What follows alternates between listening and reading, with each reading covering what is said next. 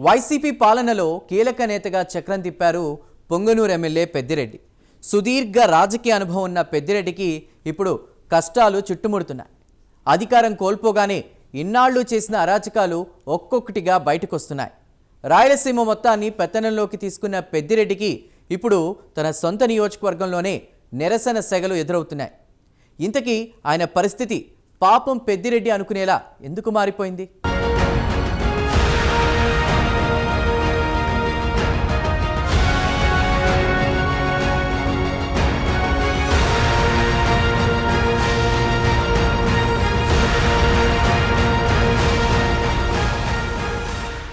పాపం పెద్దిరెడ్డి రామచంద్రారెడ్డి. గతంలో ఆయన చుట్టూ అధికారం ఉండేది. ఎక్కడికెళ్లినా సెల్యూట్లు, క్షణాల మీద పనులు పూర్తయ్యేవి. కానీ ఇప్పుడు సీన్ మారింది. 5 ఏళ్ల పాటు అధికారం శాశ్వతం అనుకున్నట్టు వ్యవహరించారు. ఎన్నో సందర్భాల్లో పరిధి దాటి నడుచుకున్నారు. ప్రత్యర్థిని రాజకీయంగా కాకుండా వ్యక్తిగతంగా కక్షగట్టి టార్గెట్ చేశారు. అయితే కాలం ఎప్పుడూ ఒకేలా ఉండదు. అధికారం పోవడమే లేటు కోర్టులు చుట్టూ తిరుగుతున్న పరిస్థితి నెలకొంది. గతంలో తాను జిల్లాకు వెళితే పోలీసులే దగ్గరుండి బందోబస్తు నడుమ తీసుకువెళ్లేవారు. కానీ ఇప్పుడు అదే సెక్యూరిటీ కోసం ఆయన కోర్టు మెట్లెక్కారు. తనకు 5+5 గన్మెన్ సెక్యూరిటీ ఇవ్వాలని కోరితే కోర్టు మాత్రం 2+2కు పర్మిషన్ ఇచ్చింది.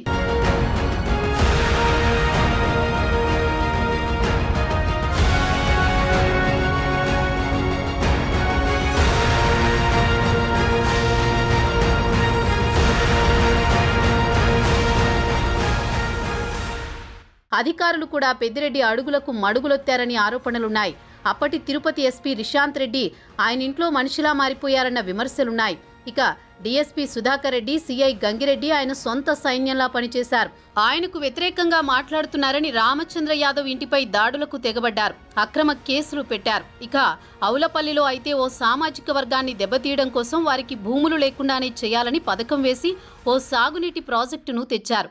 నష్టపరిహారం అడిగితే అటవీ భూములు అన్నారు. చివరకు ఎన్జీటీని ఆశ్రయించడంతో ప్రాజెక్టు మధ్యలోనే ఆగిపోయింది. బస్సుల ఫ్యాక్టరీ కోసమని చేసిన భూసేకరణలోనూ నిబంధనలు పాటించలేదట.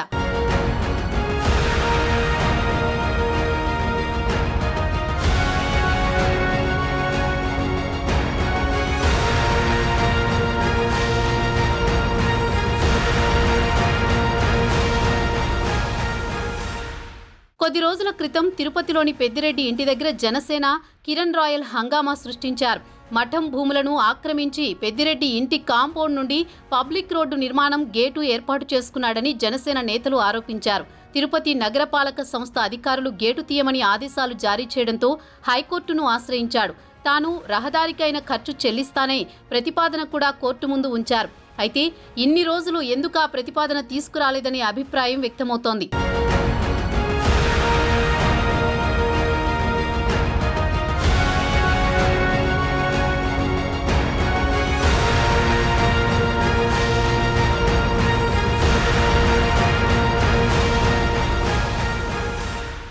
ఇదిలా ఉండగానే ఎర్రచందనం స్మగ్లింగ్, మైనింగ్లో అవకతవకలు తదితర వరుస ఆరోపణలు ఆయనను చుట్టుముడుతున్నాయి.